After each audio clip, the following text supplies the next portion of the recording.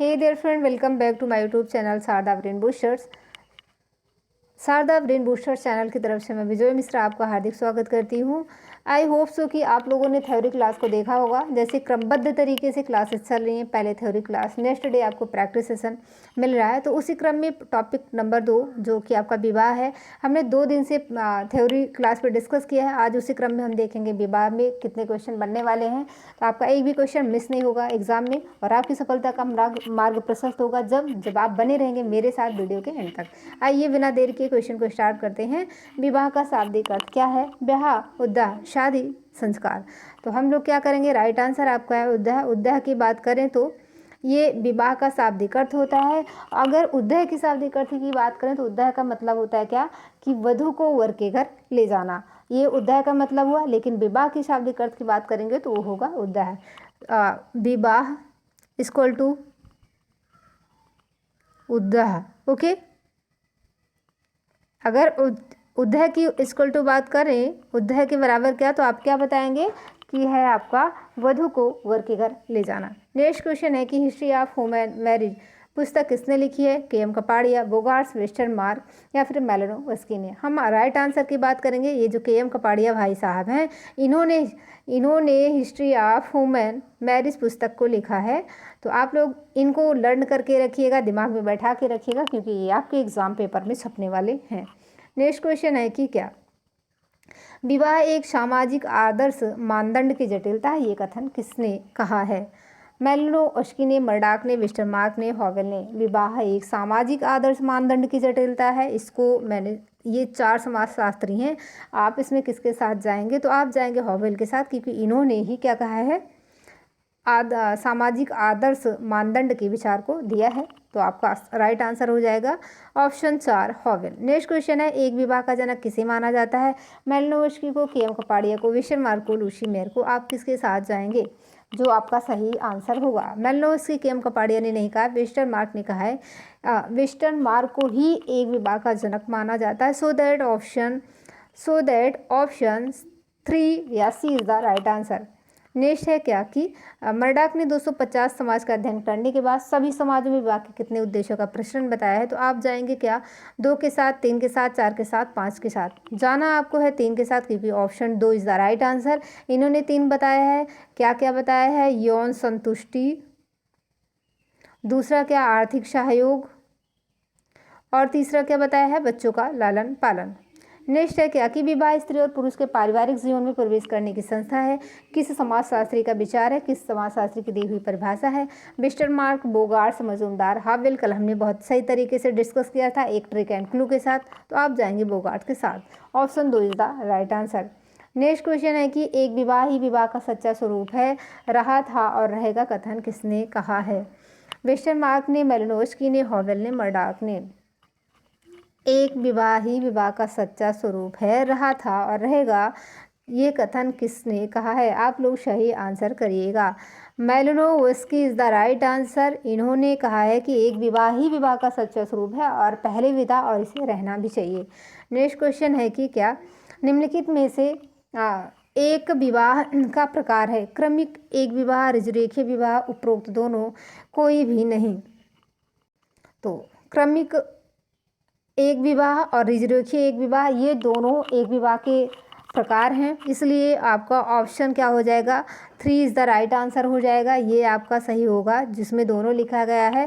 क्रमिक एक विवाह आप लोग समझ रहे हैं, लेकिन ऋजुरेखीय विवाह में भी आपको समझ ना आ रहा हो तो मैं बता दूं, जैसे शुरुआती दौर में किसी का वैवाहिक संबंध स्थापित होता है और रीजनल उसकी पत्नी, उसका जीवन संगिनी, उसका जीवन साथी साथ छोड़ देती है, तो आजीवन अकेले ही यापन करता है। ऐसे शादी को क्या कहा जाता है? ऐसे विवाह को क्या कहा जाता है? ऋजुरेखीय विवाह। एक सही दिशा में ही विवाह को ऋजुरेखीय विवाह कहा जाता है।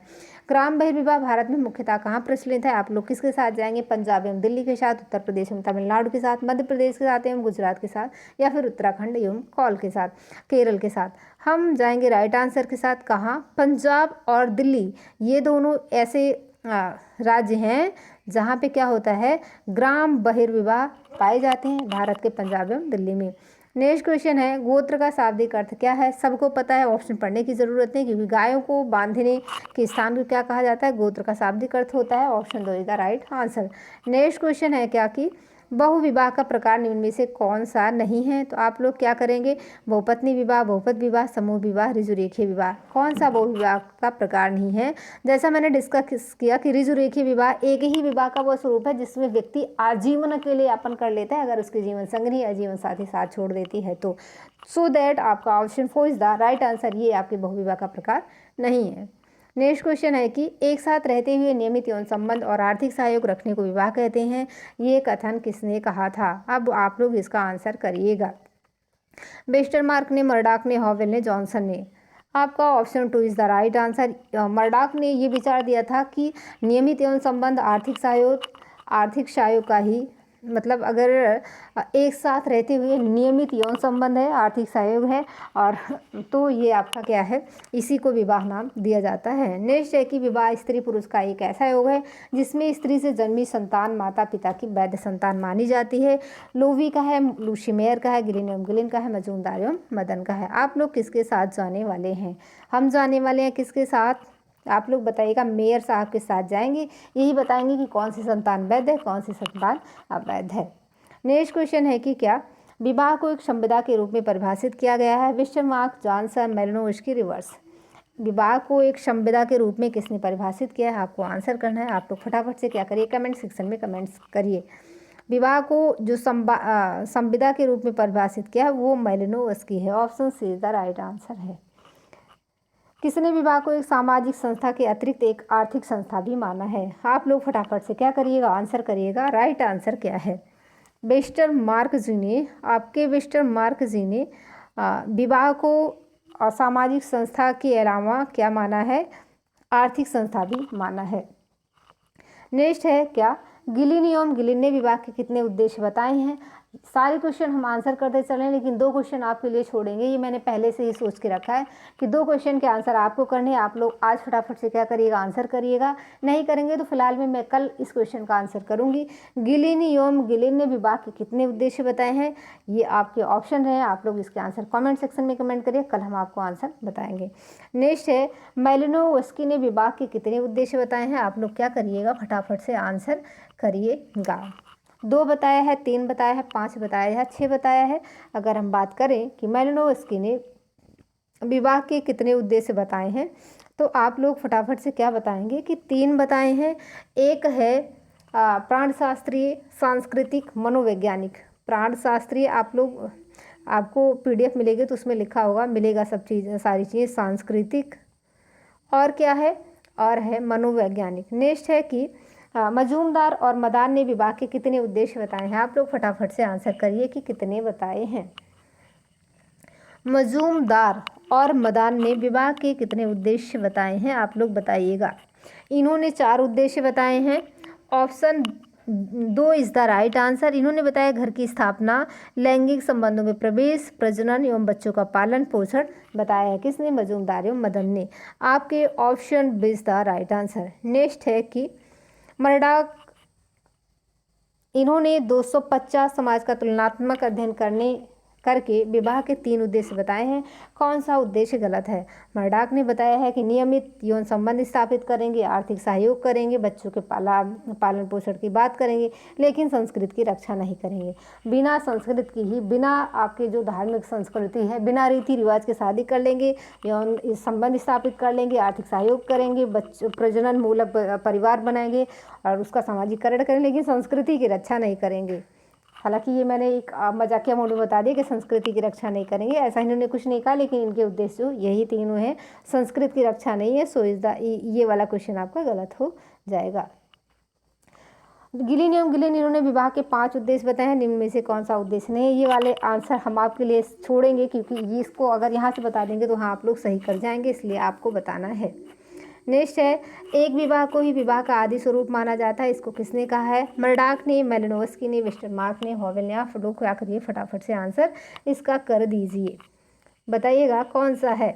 वेस्टरमार्क, वेस्टरमार्क ने जो है आपका क्या माना है कि एक विवाह को ही विवाह का आदि स्वरूप माना है। सो आपका option see the right answer. Australia की डेयरी जनजाति में पाई जाती है। बहुपत विवाह, बहुपत्नी विवाह, समूह विवाह, द्विपत्नी विवाह। आप लोग किस आंसर के साथ जाएंगे? क्वेश्चन नंबर 22 में आप लोग फटाफट से आंसर करिएगा। ऑप्शन आपका क्या है कि ऑस्ट्रेलिया की डेयरी वाला क्वेश्चन है। ऑस्ट्रेलिया की डेयरी जनजाति में पाई जाती है क्या? समूह विवाह पाया जाता है। Option C is the right answer. Next है कि बहिर्विवाह का मुख्य उद्देश्य निकट के रिश्तेदारों के बीच यौन संबंध स्थापित होने से रोकता है। बहिर्विवाह का मुख्य उद्देश्य निकट के रिश्तेदारों के बीच यौन संबंध स्थापित करने से रोकता है। आपका आंसर क्या होगा? Murdock, विस्टर mark मेलनोस्की, KM. कपाड़िया। आपका option 2 is the right answer. विस्टर mark जो है क्या है कि यौन संबंध स्थापित होने से रोकता है। ये वाली परिभाषा इन्होंने दी है। Next, marriage and family in India के लेखक हैं कौन? आई.पी. देसाई, के.एम. कपाड़िया, इरावती कर्वे और P S. Prabhu. Marriage and family in India के लेखक हैं आपके कौन? के.एम. कपाड़िया। के.एम. कपाड़िया भाई साहब ने marriage and family in India नामक पुस्तक लिखी है। नेक्स्ट है कि जब एकाधिक भाई आपस में मिलकर एक ही स्त्री से विवाह करते हैं तो उसे क्या कहा जाता है? तो सिंपल सा सेंस ही समझ में आ रहा है।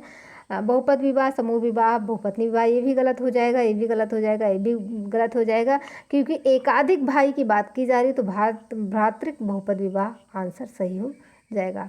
नेक्स्ट है बहिर्विवाहिक निषेध के अंतर्गत निषेध क्या है? जाति है, गांव है, गोत्र है, प्रजाति है, कौन सा है? तो आप बताएंगे गोत्र। जैसे मान के चलिए आपके यहाँ कोई अगर आपके यहाँ कोई आपका भाई वगैरह है या आप ही की शादी, आपकी सिस्टर की शादी खो जाती है तो क्या कहते हैं? सब कुछ ठीक मिल गया लेकिन गोत्र मैच कर गई, मतलब जो आपकी गोत्र होती है वही अगर नेक्स्ट की गोत्र हो जाएगी तो आपकी शादी नहीं होगी।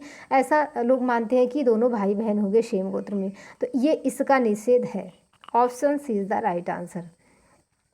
बहिर्विवाह के नियम को तोड़ना किस जनजाति में सर्वनाश के बराबर माना जाता है? आप लोग इसका आंसर करिए। ये क्वेश्चन आपको एग्जाम में देखने को हूबहू देखने को मिल सकता है। कुकी, लुसाई, खासी, नागा। आपका option C is the right answer. Khasi जो है बहिर्विवाह के नियमों को तोड़ना खासी जात में सर्वनाश के बराबर माना जाता है। क्वेश्चन नंबर 28, किस जनजात में तीर कमान देकर वधु को प्राप्त किया जाता है? गोंड में, नागा में, थारू में और क्या खासी में? कौन सा आंसर आपका सही होने वाला है? तो आपका ये वाला आंसर थारू वाला सही होने वाला है। इस जनजाति में, थारू जनजाति में तीर कमान देकर वधु को प्राप्त किया जाता है। नेक्स्ट क्वेश्चन है, खासी जनजाति परीक्षा विवाह को कहते हैं? गोल गधेड़ो, मांगा पंडनम, लुइया सुइया, आटा साटा। ये वाला क्वेश्चन मोस्ट इंपॉर्टेंट है, आप लोग नोट डाउन करके रखिएगा। तो आपका option 3 is the right answer, लुइया सुइया। खासी जनजाति परीक्षा विवाह को लुइया सुइया कहा जाता है। नेक्स्ट है क्या? किस विवाह में वर द्वारा वधु के पूर्व पति को आधा मूल्य चुकाना पड़ता है? विनिमय विवाह, क्रय विवाह, पाटु विवाह, सेवा विवाह। तो ये आपका option C is the right answer. पाटो विवाह में क्या होता है? वर द्वारा वधु के पूर्व पति को आधा मूल्य चुकाना पड़ता है। सो आपका answer C is the right answer. I hope so आपको क्लास पसंद आई होगी। अगर आपको क्लास पसंद आई हो तो वीडियो को लाइक करें, शेयर करें, कमेंट करें, अपने फ्रेंड सर्कल के साथ ज़रूर शेयर करें। अगर आप चैनल पर न्यू हैं तो चैनल को सब्सक्राइब करें। धन्यवाद, bye bye, take care, love you to all. Telegram channel से अगर आप नहीं जुड़े हैं तो वो आपको डिस्क्रिप्शन बॉक्स में लिंक मिल जाएगा और आप लोग वहाँ से जुड़ जाइएगा। एक बार फिर से आपका बहुत बहुत धन्यवाद और आभार।